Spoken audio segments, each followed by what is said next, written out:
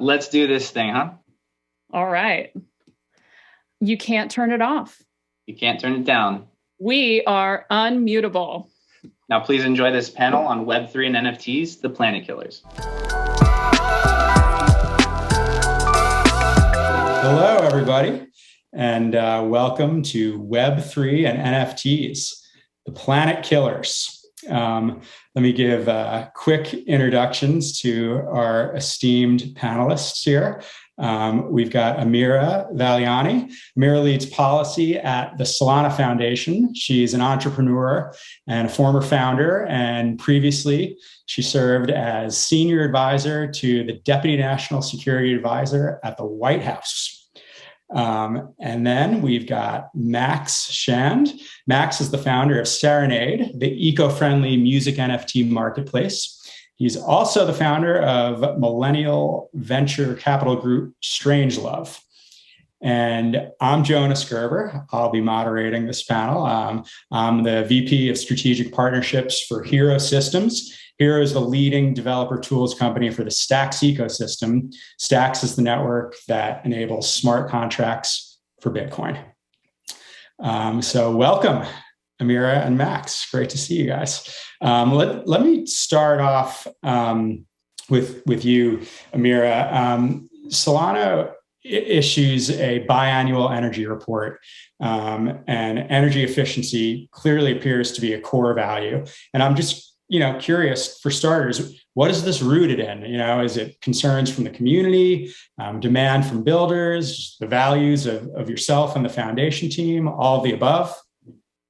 Thanks, Jonas. What a question. So I'll start off by explaining a little bit about what Solana is and then the origins of the energy report. So Solana is what's called a layer one blockchain. So it's a blockchain similar to, let's say, Ethereum or maybe even Bitcoin, although less so Bitcoin, where people build smart contracts on top of them. And so there's a whole app ecosystem that emerges on top of Solana.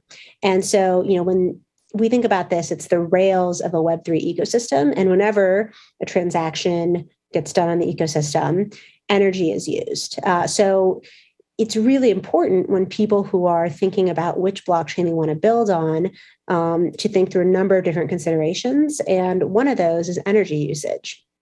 And so from our standpoint, I think starting to release the energy report was influenced for a couple of reasons. One is Solana is actually just naturally a really energy efficient blockchain. It's what's called a proof of stake blockchain. And actually among proof of stake blockchains, it's particularly efficient. And so, what happened with the energy report is we were just curious, like, how energy efficient is Solana? Like, we think it's really efficient. It was designed this way. And one of the outgrowths of that is it should have pretty low energy usage per transaction, but we just didn't know. So we went out, we commissioned this energy consultant who did a bunch of really detailed work, looking at validators all over the world, figuring out their consumption on the grid, like lots and lots of original research to try to figure out the energy output of the network. And the network, it turns out, for every transaction on Solana, uses the energy equivalent of 3 Google searches. So it's incredibly, incredibly clean. So last year, for example, the carbon footprint of the Solana network was 3,000 tons of carbon, whereas the energy output of the entire Spotify streaming network was 300,000 tons of CO2. Now, that's not to demean Spotify. I think it's more to be able to help people get a sense of what order of magnitude we're talking about with lots of different types of blockchain usage here. And so when we put out the energy report, first, we were just curious, right? We wanted to see what the energy output of Solana was.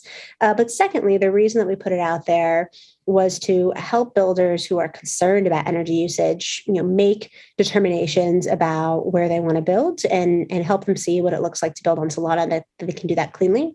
But also, I think for the industry more broadly, to help people understand that there's lots of different types of blockchain out there, and not all of them are huge energy guzzlers. Like, you can be a builder of this ecosystem, you can mint NFTs in this ecosystem, and not be,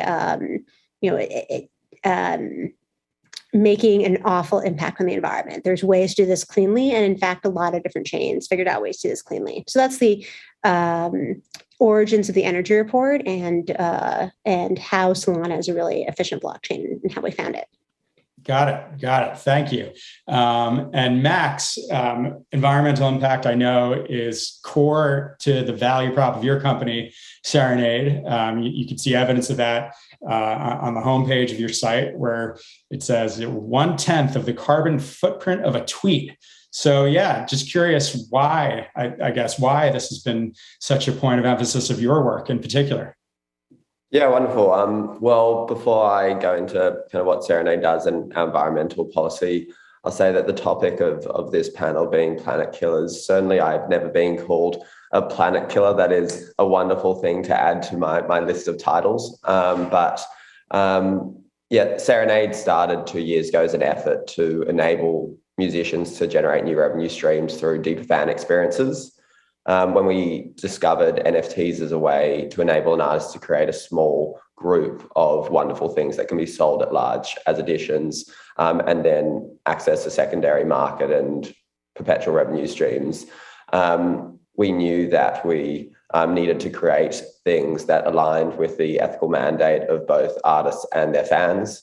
So artists, whilst wanting to access new revenue streams, are doing everything today to reduce their carbon footprint, their contribution to the climate crisis that manifests in the decisions they're making with relation to merchandise, with relation to touring, and production of some physical formats.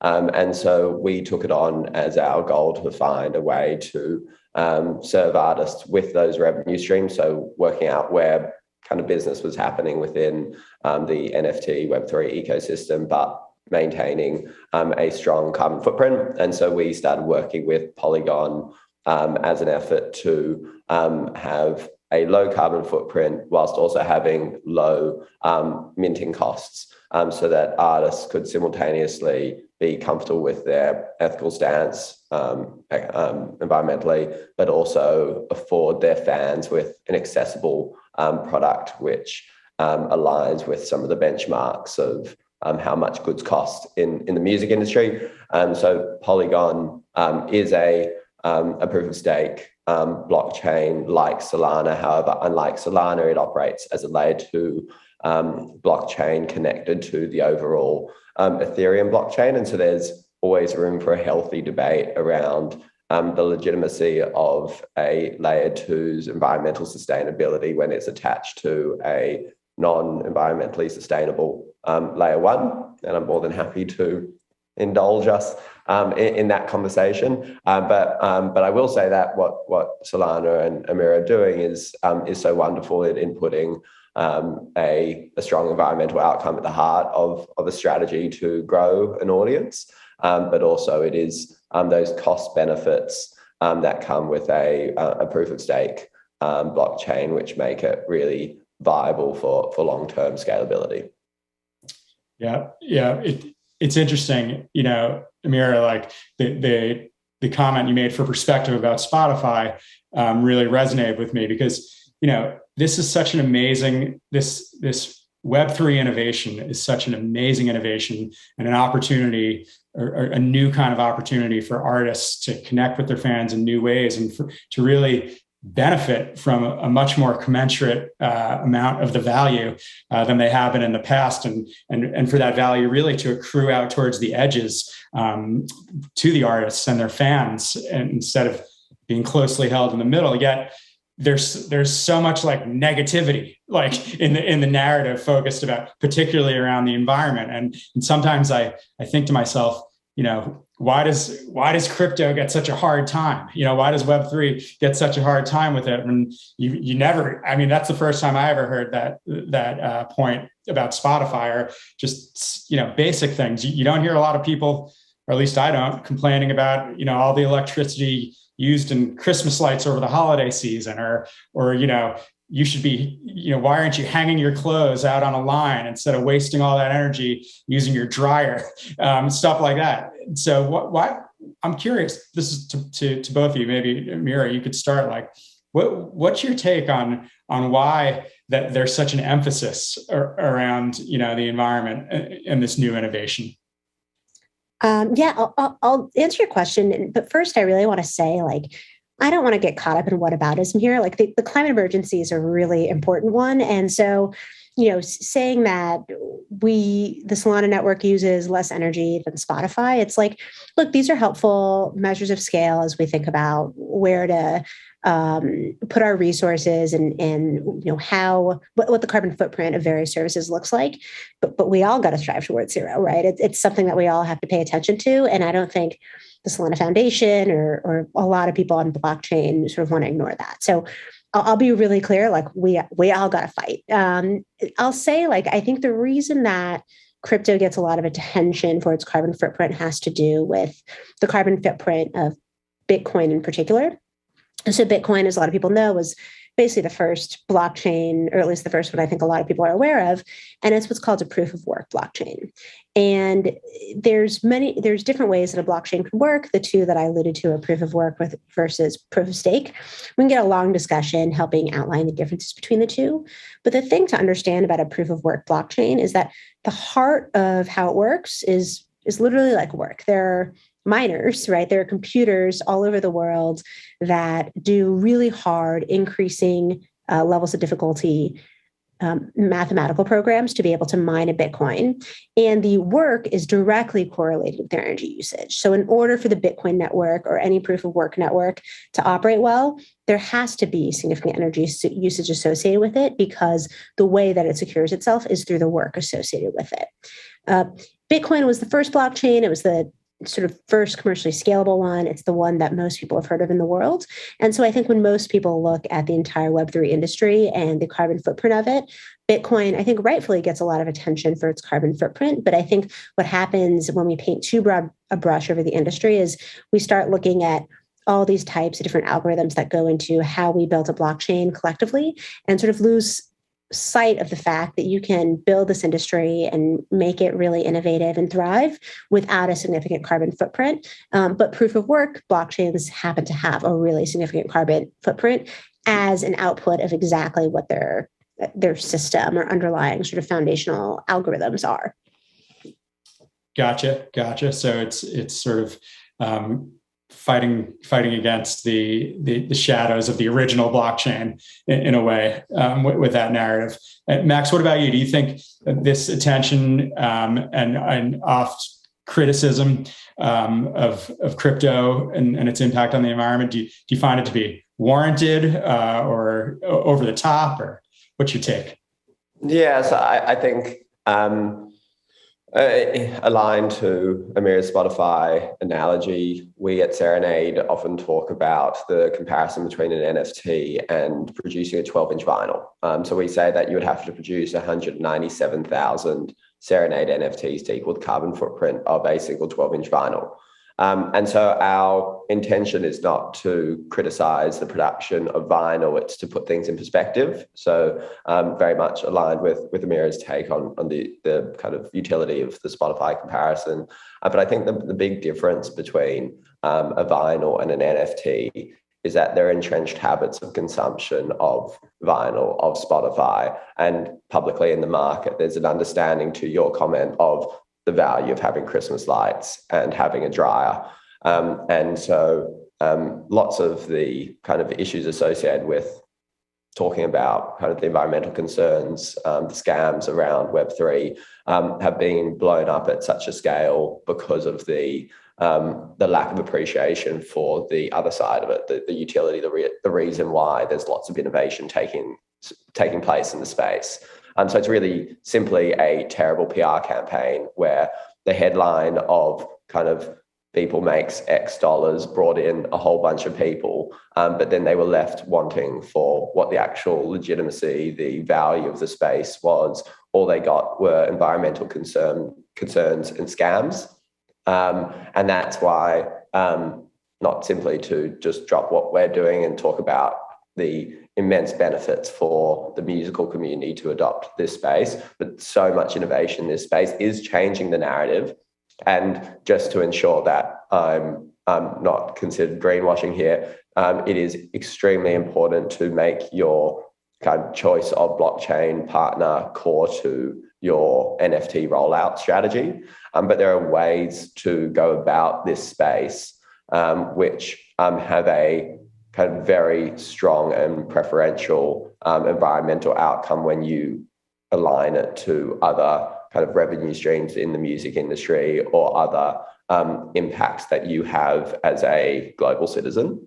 So notably, we, as a platform, we enable artists to get tens of percentage points more of the overall revenue outcome of producing material when compared to their other kind of revenue channels. We enable artists to be more creative and access a fully blank creative canvas in producing image content, video content, but also albums which can get straight onto the charts in the UK and in Australia. And these are hugely positive outcomes for the music industry. And so what we have to do is walk that tightrope between trying to ameliorate some of the environmental, not concerns, but like environmental impacts, whilst putting forward the utility. Right. Totally. Focus on all the positives. And there are so many. And let's get into that. Like the artist side, the musicians, my father's a professional musician. I grew up around the music industry and have lived the challenges that artists have faced. And there's so much new opportunity in Web3.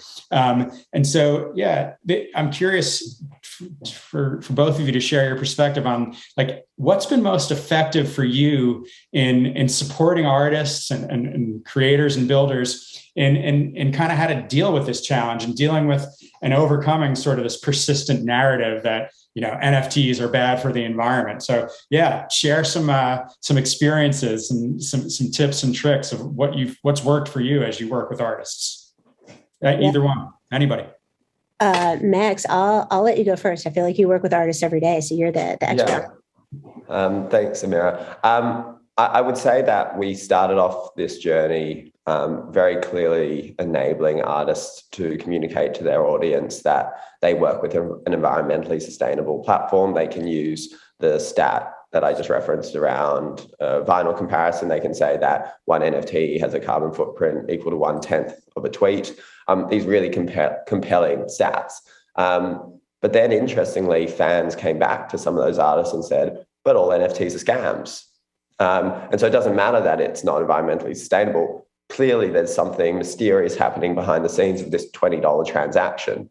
And then what we realized was it's not so much directly addressing each one of those challenges. You need to do that ethically as a creator, but it's authentically communicating to your audience your purpose for being in the space, for wanting to release work as NFTs, because the thing that you can connect most genuinely with a fan through is through empathy and saying that, hey, I'm here because I've been producing work for X period of time, and the traditional revenue streams afforded to me not particularly fruitful, but here there's an opportunity for me to give something direct to my fans that makes you as a fan feel acknowledged, feel like you've got something that actually maintains value, that unlocks further creativity from me and releases me from a fairly unhealthy perpetual cycle into something which feels really natural and lovely.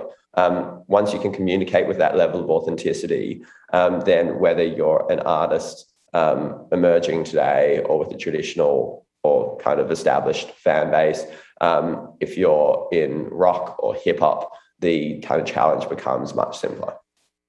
It exists. I really don't want to say that this is an easy thing for you to fight, but it takes a genuine appreciation for why you're in the space, why you're motivated to be putting out NFTs, for you to kind of navigate through some of the people who don't know about those benefits. And in part of being an advocate, you inform the broad educational journey and everyone rises with you. Yeah, makes great sense. So my goodness, we could go on and on. There's so much that I want to talk about, but we're sort of at the end of our time here. Why don't we wrap it up? Start with you, Amira. Real quick, what kind of tunes have you been into lately? What are you listening to these days? And then where can folks find you if they want to connect online with you? So you can find me on Twitter at Amira Valiani, and you can go, if you want to look at the energy report, Google Solana Energy Use Report. BTS just visited the White House, and so I got inspired this morning to just blast the This Is BTS Spotify playlist. So that was my latest tune. Nice. Max? I feel like I've been really into some sounds. Let's say Fontaines DC, a UK indie rock band, came out with a new album recently. I can't stop listening. Actually, no, I'm changing mine. Turnstile, an American rock band, records out of Nashville. I was very fortunate to speak on a panel at Music Biz a few weeks ago, and was generously given a ticket to see them despite it being sold out. And it was one of the more insane concerts of my life. You really don't want to be that exposed to a crazy mosh pit when you're really jet lagged. It doesn't really work that well, but it was a wonderful concert. Nice. And how can aspiring musicians, get a hold of you? Max_Shand on Twitter. I believe it's Serenade __co, also on Twitter. Max_Shand on Instagram, or simply max@serenade.co if you want to email me, which is probably, of all of those, the one track that will actually get a response. Nice. Well, it's been short but sweet. Thank you both so much for your time and your expertise. I'm Jonas, Jonas at hiro.so or at JT Gerbingtons on Twitter, and appreciate everyone's time. Thanks, Jonas. Thank you.